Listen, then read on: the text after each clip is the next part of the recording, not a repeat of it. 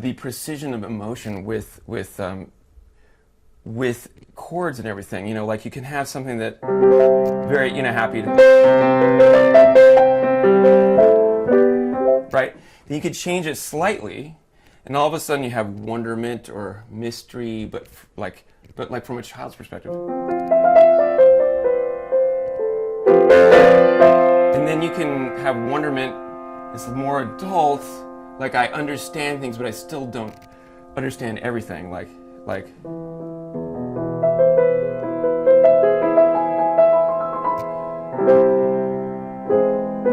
It's a little bit more.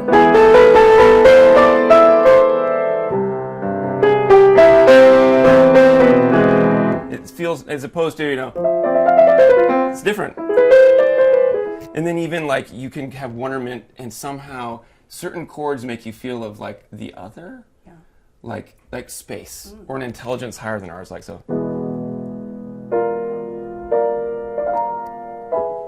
You know.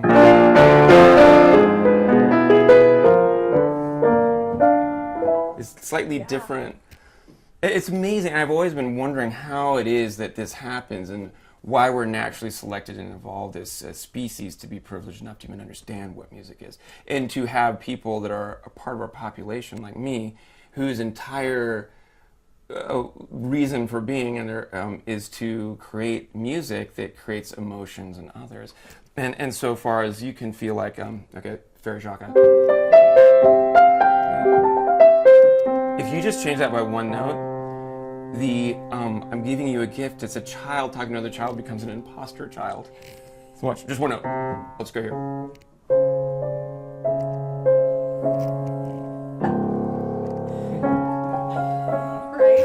Right. Oh boy! So you're like, oh, that's an imposter, right? So you want to go, and then even you can go to like just a slight difference. It sounds like gospel.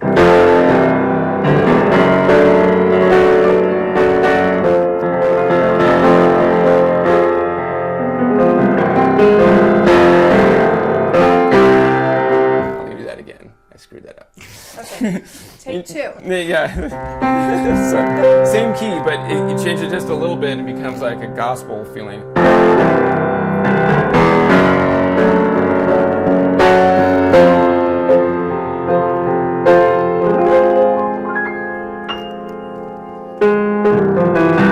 little bit more, then it becomes blues. I'm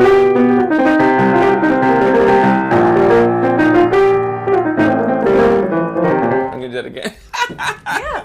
Okay, change a little bit more, it becomes like I don't know, blues or jazz. I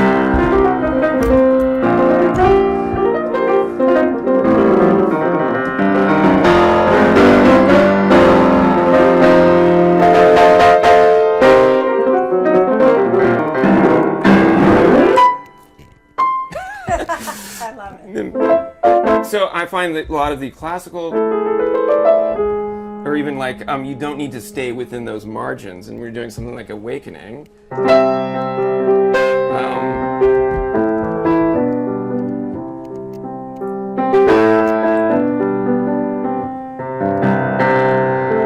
It's like you can then do things where you're not even just using the classical scales. You can start to use something maybe more from India, you know, like.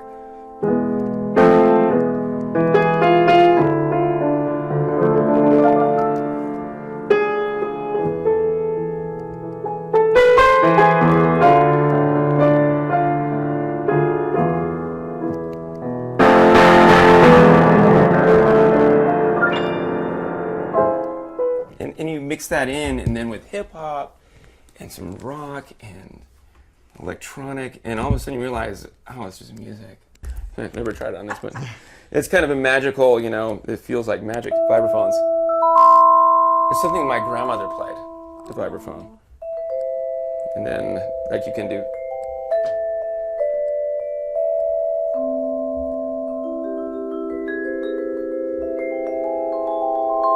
You know, and even, like I was saying, I like going into Moroccan and Indian music. You can.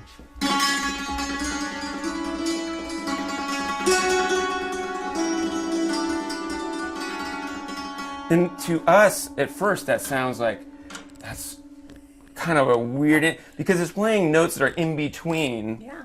This scale is called quarter tones, and microtonal music is natural to the Middle East. But when you bring it in, even with kind of, it has a sense of like, wow, and you combine that with, I don't know, you can combine that with the Rhodes, you know, like this.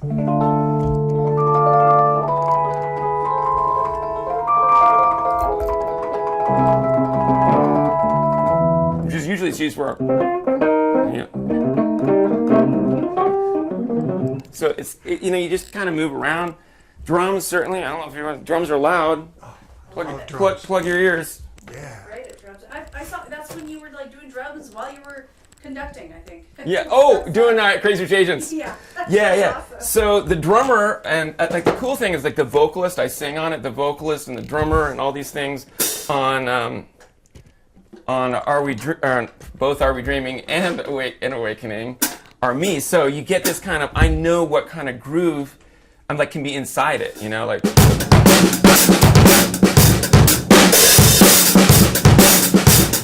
No, it's kind of got that. If I'm writing the music, I know I can, you know, what tempo can I do?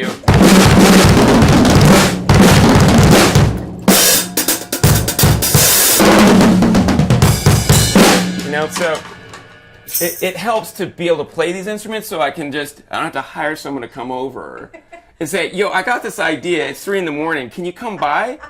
So the cello, the harp, here's the, I don't remember the name of it. There's a bouzouki from Greece. It's from Russia. Gosh. What was the one you lit on fire? Oh gosh. Was Well, the it's. cello? I can't show you that No, anymore. yeah, you don't. Yeah. Did you really get the hurt cello. doing it? It was hot. He burned it. Yeah. Say what happened. So Scott doesn't know the story. I was doing a movie called Those Who Wish Me Dead. It's all about fire. A huge fire that happened in the middle of the United States. Was based on a huge, massive fire. And so I thought I would record a cello as it and bow it during its last moments, where it's kind of melting the strings, and it's kind of, they're doing these portamentos because the strings are getting hot, and dang. So I was like, lighter fluid. For one thing, I felt bad just because it's like, you know, Killing it. yeah. It's like, art. yeah, we even took like part of it and put a brass thing around, like the, you know, this cello died for a good cause. We hope, you know. It was like all these things. It felt strange, but it was cool. We did get some really interesting sounds, and it became part of this really classical, interesting, avant-garde score that had this emotion to it that is kind of intangible because. You're probably only going to do that once. And now that people have seen I've done that, they're probably not going to try it because they saw how dangerous it was. Yeah.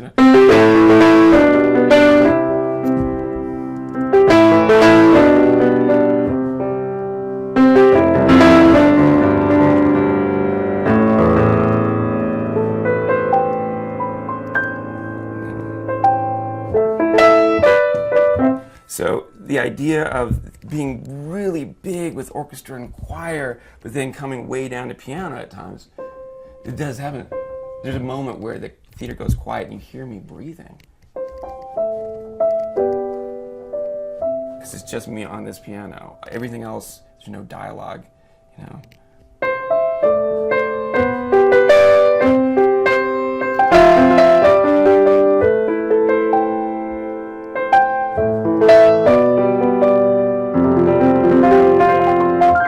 And it was really cool talking to the people that were behind making it. The fact that they even let us make Awakening, right? Yeah. That goes from this to like Blasilla, this song. That's like it is a trap banger. It just throws down every emotion. Yeah, it like the hip hop there, which crosses over with Are We Dreaming? Like Blasilla is in Are We Dreaming and Awakening. And Isotope is in Are We Dreaming and Awakening. And the fact that you have this really cool synergy between shows, and the fact that they even found me to do it was through Are We Dreaming, and it's Are We Dreaming is not even out yet. It's amazing the open-mindedness to see what it's like, and even the CEO, Craig Billings, over there at Win is so great. He thinks outside the box in the sense like we do not have to play to the middle. Whereas often you would say, oh, we're going to do a show in Vegas. It's going to make sure that no one is offended. It's not going to do anything. And you end up then painting this painting and it's all beige. And I find that can happen a lot where you're, as an artist or anything, you're working from a perspective of playing defense. You're not thinking about what do you want it to be. You're worried about what it won't be. What we don't want is something that's too this. We don't want it too edgy. We don't want it too emotional. We don't want it too scary. We don't want it to. And then, like, what do you want? It's diluted. Yeah. Then it is about nothing. It's just about the absence of something else. And so the fact that we wanted something beautiful, emotional, edgy. It has. It's challenging and cool and mind-blowing, and it's a spectacle. All those things was like right up my alley. And when they came to me and asked me about, are you interested in doing this? So, well, what's it about? And I'm like, well, it's about existence and who we are. Checkbox. It's a musical. It's really music-driven. It's music through the whole thing. And we want one person to do all of it. Checkbox. And we're using illusions. I grew up doing magic, checkbox. And the majority of it is choreography, dancing, including ballet to hip-hop dancing. Where do I sign up? Please. Yeah, so, and then 2.5 years later, it's opened. Well, I know how old I was when I first picked up an instrument, but I don't remember it because I was too young. Really? I mean, I was 3. I started playing drums at about 4, but I kind of could bang around a little bit, you know, at least picking it up, piano, things like that. But I didn't really get into it till like 4. Is it because family had it around? Did they expose you to it? No, I had an older sister. There's a drum kit around for her. There's a piano. And I'd go to my grandmother. She had an organ and a piano. And so, yeah, I went to Mexico and picked up a nylon string guitar, which so all these things I play to this day, you know. But. Yeah, I've seen. Like, you'll be conducting and then you go and you play an instrument. Yeah. Is that very common? No. I didn't think so. I mean, it's even most composers don't conduct. It's like a totally different skill set. Oh, yeah. Yeah. So, but yeah, I love it all. Anything. Cool. Yeah. Okay, so we'll stop, let you see it. We already have it recorded, how you want to be described and all those supers. Okay, so we were talking about how you first got into music. So you're not the only, I know you're not the only musician in your family, but your sister plays music too? No. Yeah. No, it was that my sister was going to play music. Okay. It's close, right? So it kind of was, I was kind of on the young side to start music. She was kind of the age to really start, 7 or 8 years old, you know. And she didn't really take to it. She loves music. But, you know, I saw this drum kit sitting there and a guitar and a piano. And there was nothing stopping me from jumping on those instruments and starting to play. It was in my DNA somehow, yeah. So, okay, so you're playing when you're small. When do you know that it's your calling? I don't remember a time where it wasn't my calling. It was something I just loved. I didn't necessarily think, music is something that I'll be able to use as defining who I am, or certainly as a career. I was much too young. But at the time where all I really wanted to do was play music was earlier than I can remember. You know, so it was, when can I come home from school so I can play drums? Do I play drums first? Do I play piano first? And I was, like a lot of life, I'm autodidact. I really taught myself most everything. Later I got training and piano teaching and all that kind of thing, but it was always something that was by ear. And so my dad had the amazing record collection, everything from, classical, jazz, rock. I was really into hip hop as a young kid. I got into, popping and locking, break dancing, anything to amaze my friends, honestly. That's what it was. It was like magic. That was another thing I would do, magic tricks and illusions. If I could play, a Rush song, or, like do some kind of, popping and locking that looked like you're defying physics. Anything to make friends go, wow. And that really led to today, So you're a natural performer. Yeah, definitely. Okay, I'm like, I hear some squeaking though. I know you probably heard it too. Did you hear a little squeaking? The shoe? Is it your shoe? Yeah, I hear think it. it is your shoe, yeah. Yeah, because you heard, I know if heard I it heard too. it, you heard it. I didn't want you to be distracted. It was a rubber Is it the squeak. back? Yeah. So just watch, there you go. And that won't probably be picked up this far away, but you'll be in the back of your mind going, oh my God. Yeah. Yeah, and I'm like, okay, if I hear it, I know you're hearing it right now. Yeah, Okay, it's all good. so you grew up here, you went to UCLA, you also went to Harvard. So, okay, what did you study at UCLA? Okay, so UCLA and Harvard these are, when people go, oh, it must have been great doing music there. Well, it was great doing music there, except I was philosophy and history. And so both at UCLA and Harvard, they had great music facilities. So I spent so much of my time in that area of campus, meeting musicians, and I was playing gigs. That's how I made money too. I play gigs. I play drums on, albums. I would DJ. I would do electronic music clubs. I would play with orchestras. I mean, I was all over the map. And back in Boston, a lot of friends went to Berklee School of Music as well. Great music scene. Played a lot of clubs. You name it. But I've been doing that since I was about 12. I was, playing gigs like that. But really, I have interests that are far and wide to this day. Where I continue, study. Physics was something that became a big part of my life to this day. You look back at even when I started to read, my first magazine subscriptions were like Musician Magazine and Astronomy. So it all kind of was a really great experience. I'm so glad I did it this way, but it did require a lot of kind of learning in a way that I'd apply to what I do. Yeah. I mean, if you think about it, conducting an orchestra is a major kind of field of study, but I had to learn that over the years to build up confidence so I could conduct the London Philharmonic or do tours.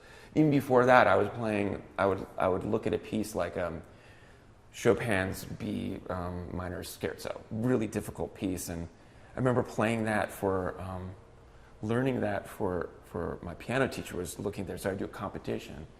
But I do it by ear, and my dad's tape of it was flat. It played slow. So I learned it in B flat. Oh. So when I played it in front of my piano teacher, she's staring at the sheet music like, why is he playing? Because it's way harder in B flat because it's all the black keys, right? Yeah. Right?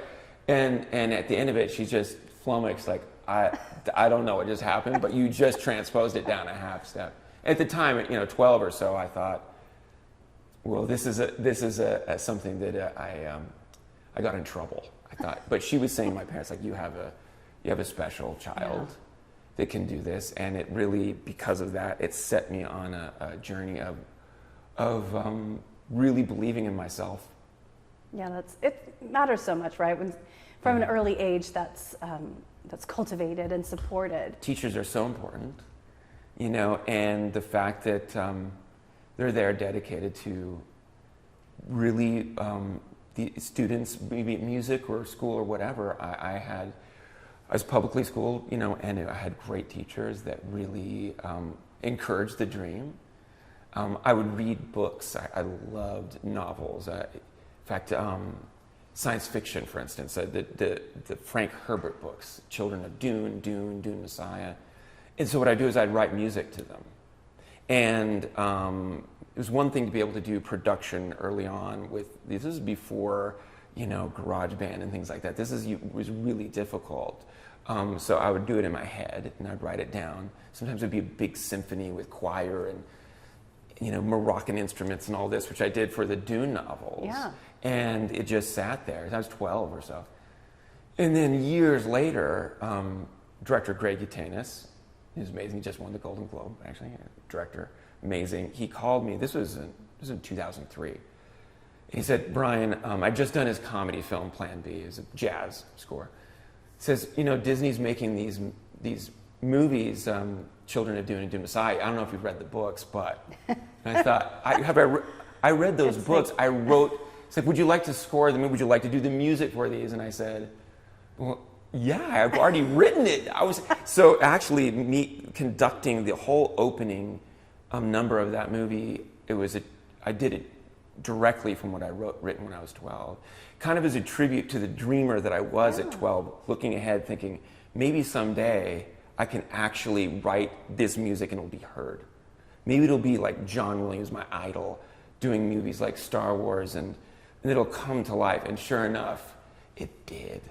That is so wild. I love that story. It's crazy, huh? Yeah. And I love how you talk about music and astronomy, because after seeing a clip where the folks who did the Thor movies were saying they heard your music and then they wanted to level up to the music. I think that is what so an cool. amazing thing. You know, Kevin Feige, the president of Marvel, you know, they brought me in and I'd just done Iron Man 3 and I was doing Thor and Avengers, and I wrote this music, and it was really cool. Sometimes I write the music before the film is done, and it's my idea of what the idea of what the music is. It's exactly like you said. It's like reading a book and writing music. I do that at the beginning of every film. And it was really cool that they said, and Marvel was looking at that and said, I want to make that movie after they heard the music. And then they kind of went hand in hand, just like Awakening, you know, which was I had to write the music as they were coming up with storylines and choreography and costumes and ideas for the sets, because the music had to come first. In that sense, it was different since it's a live show. But even on movies, Crazy Rich Asians, you name it, I try to start as early as possible. And it's because I'm also a solo artist. You know, I write music for my own projects. Are We Dreaming is something I'm directing, and it's kind of like a modern Fantasia in that the music comes first, and then these visuals are done around it as a big experience. And since I'm primarily a musician, I find it fascinating when things are based on music, because it's such an emotional abstraction. Music, it's even hard to describe what it is. When musicians talk amongst themselves, it's confusing. Like, you know, what do you want to do with your next album, Brian? And I'm talking to a musician, it's very hard. And you kind of say, well, I have to hear it. Yeah. It's kind of like dancing about architecture or something like that, right? Which is, it's very hard to convey it. And so it's been amazing to be able to actually, for my career, create music that people will hear and see. And even like these performances where you have, so you're in the studio, right? Yeah. But to be performing and to be conducting in front of massive amounts of people, does that feed you too? Oh my gosh, does it ever? When I get in front of a crowd, I mean, that is a wheelhouse that I love. Always nervous, but always excited, because this is a chance for me to connect face to face, even if it's 30,000 people. When I do Are We Dreaming, for instance, at a music festival, I look for individuals, even that far away, so I can feel what they're feeling. Sometimes when I do that, I'll go into the audience. I'll always make sure I'm there. Even when I'm conducting an orchestra, a very different thing. Like where Are We Dreaming is more electronic and hip hop. You know, when I play EDC or things like that. The thing is how similar doing my film work with an orchestra is. It's about that relationship. It's the journey. It's the excitement. And the fact is, when I'm conducting, I have to turn my back to the audience, which I find to be odd. Yeah. You know, and so I'm always, the way I've learned to conduct, I'm doing it in this way where I'm looking back at the audience and kind of, because it's not that I'm just trying to like perform or like make it more of a show. It's because I want to like have a communal experience with them. Yeah. That's why I got into it in the first place, because remember I was saying I'd do a magic trick or play something on the piano or drums. I want to see the looks on their faces. So, and also it's amazing recording, you get to conduct the orchestra and they're looking right at you. And to see their faces come alive with the music is also incredible. Okay, so I saw you and I've seen the name over there, John Williams. Who are some of your idols? I mean, you have done so much in the current space. How far back do your inspirations go? And I don't mean you have to list everybody in the world, but you mentioned John. Who else feeds your spirit? I mean, for me, I've gone deep into music history. Everything from like 13th century composers through, Stravinsky and 20th century avant-garde composers, but also I love, and John Williams is certainly right up there, who, if it wasn't for John, we wouldn't be talking right now, because it was because of him that I found my way into film composing. And he's been very generous with introductions once I finally got to meet him, and people pick up the phone when he calls, and so it's been incredible, and so it was one of those things that I've become friends with a lot of my idols through music, which is amazing. But there's been everything from music like drummers, like jazz drummers and greats and jazz musicians like Chick Corea and Billy Cobham and Thelonious Monk, and then hip hop artists like Public Enemy, and all the way through electronic artists that know how to create emotion through synthesis, like Depeche Mode, or and Radiohead, on and on and on. All these things. I stand, to borrow a Stephen Hawking quote, I stand on the shoulders of giants, where I have imbued this kind of sensibility of what they are, and there has never been anything that I've listened to that I've favored one or the other. When I play EDC, or I'm doing an electronic album with some kind of song with Zedd or Kill the Noise, or hip hop song with Wiz Khalifa, it's interesting when I go and I play those festivals, they think, wow, it's cool, this conductor guy is coming to us and he can do orchestras, but he's into this. It's like, I don't think you understand. I respect that and love it just as much. And the other way around too. They think, oh, well, this guy that's really into this other thing is also into orchestra. And I don't find that there's as much differences as we think. And so it's cool when I do these orchestral concerts. It's a lot of people that love, Marvel or Fast and Furious or Ninja Turtles. And they come, these kids come like, I've never seen an orchestra play before. Yeah. First time. That's cool. And then the other way around, yeah. And so for me, like you said, like anyone that you meet that has made an impact on you in any genre, I started to lose track of the fact that they were genres, and more so know that they were influences because their talent and their voice had something to say. And that was what I learned all along the way of finding my own voice. And it's amazing to see now that I'm in school books, like people study music in college, and I'll find myself in there. I'll read an article where people will say, oh, that's a Tylerism. That's cool. Some kind of thing I do, Yeah. And so it's come full circle, and it's always nice to meet those young musicians and composers that are coming up, that are going to school and saying, yeah, I'm doing this because I heard your music since I was, whatever X years old. I know. I'm in my 40s. I'm like, what? It's the time kind of flies. How are we so? We're not old, but yeah. How are we the adults? How do we start adulting, right? Right. This is so weird. Yeah, I mean, and the fact is that, in hip hop and electronic music, it's like I find that a lot of my social circles are pretty young, because that's just kind of where it pulls that way. And so I find myself with a really wide range of family and friends, yeah, and what I do socially. And I love music. It's like when I go on tour, often musicians get tired of kind of being there on stage and doing their thing. So after, for instance, I'll play a festival and I'll get up on stage and I'll do my thing, and then and they'll say, hey, so-and-so is playing over at that stage, you want to see it? And I'll go, yeah, let's go. And typically they'll be like side stage, because with the artist pass, and you're at side stage, and I'll be like, no, I want to go in the crowd. That's not, the show isn't intended to see sideways. And I never lost that love of going in the crowd and being a part of it. The only difference now is I'm out there and I'll be next to someone, they'll be kind of looking at me like, wait, didn't I just see you play? That's cool. Yeah. So when you said, okay, let's go back to John Williams, because would you say he's mentored you on some level? Like he's opened doors? Gosh. Or have you had to knock down those doors? Well, a little both, I suppose. It never hurts if John Williams, it makes a call on your behalf or anything like that. I mean,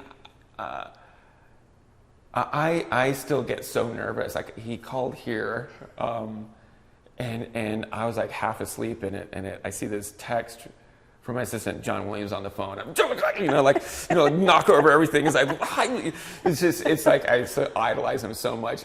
It's just cool that he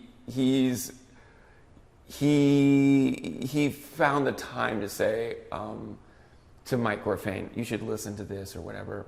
And my agent, Sam Schwartz, Mike Gorfain, they've been my agents for my whole career, and they're John's.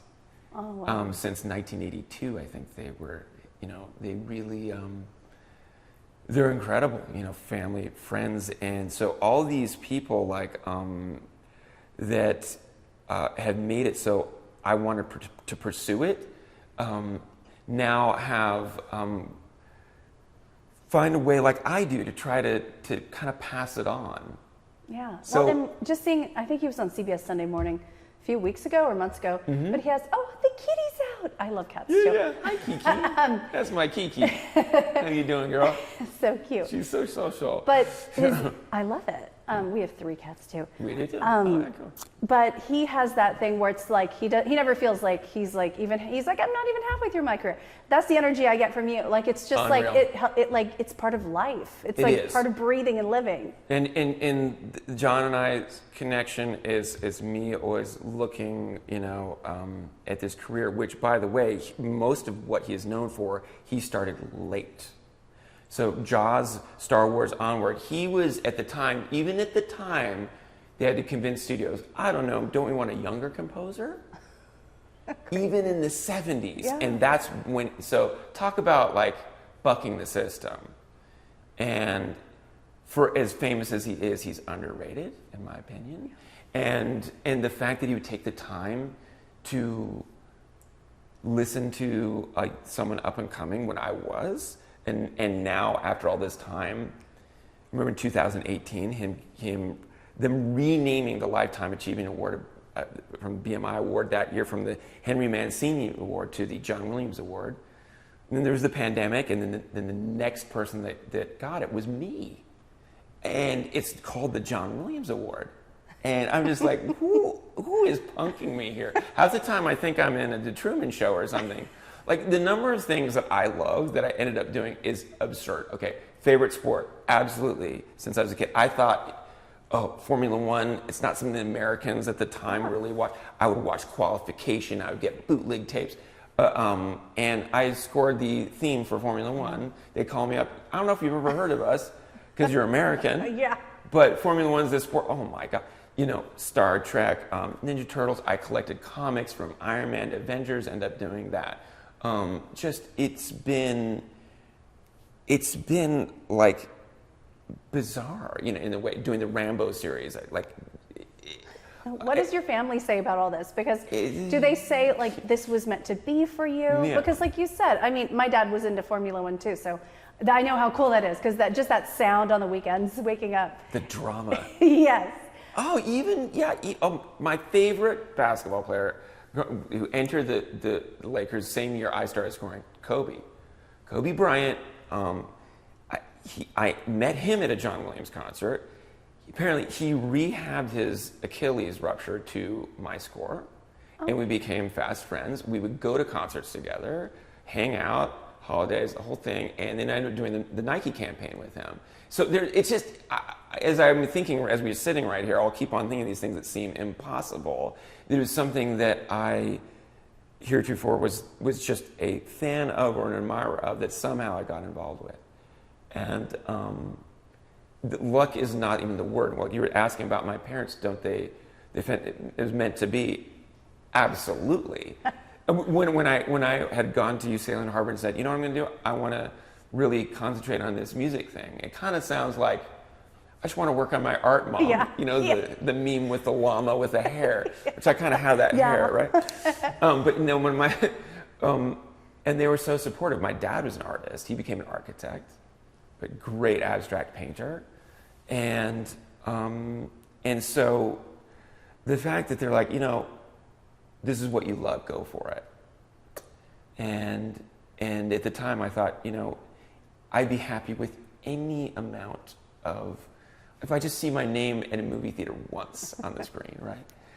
And the thing is that I never really lost that. I do feel very fortunate that we're sitting here in a house that was built on music. Is just, it's mind-blowing to me. And the fact that I'm still able to do things that challenge me, like a live show like Awakening, or directing now with Are We Dreaming, a whole new kind of experience that I will never, I hope I don't, but I do not believe I would ever say, okay, that's it.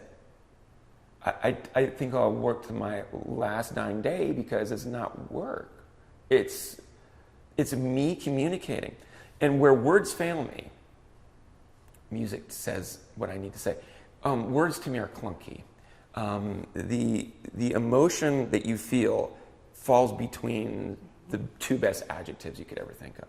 The two most accurate adjectives you can ever put to one emotion is blunt hammer compared to the precision scalpel of what a piece of music can convey across all cultures. I mean, it's amazing. There are these studies of infants' faces, thousands, where you play one chord, happy, another chord, consternation, another chord, wonder. I mean, we're talking like, you can make a chord, I find, if you really give it a go, that is 51% joy, 12% regret, 7% awe. Like, the exact emotion is out there in a chord or a melody. You just have to find it. So even a way of communicating with my parents, who are much older now, the way I tell them how much I love them or how I feel, when I use words, like, it sounds like a Hallmark card compared to the privilege I have that I can actually write music, to me, that is way more precise than words can ever be.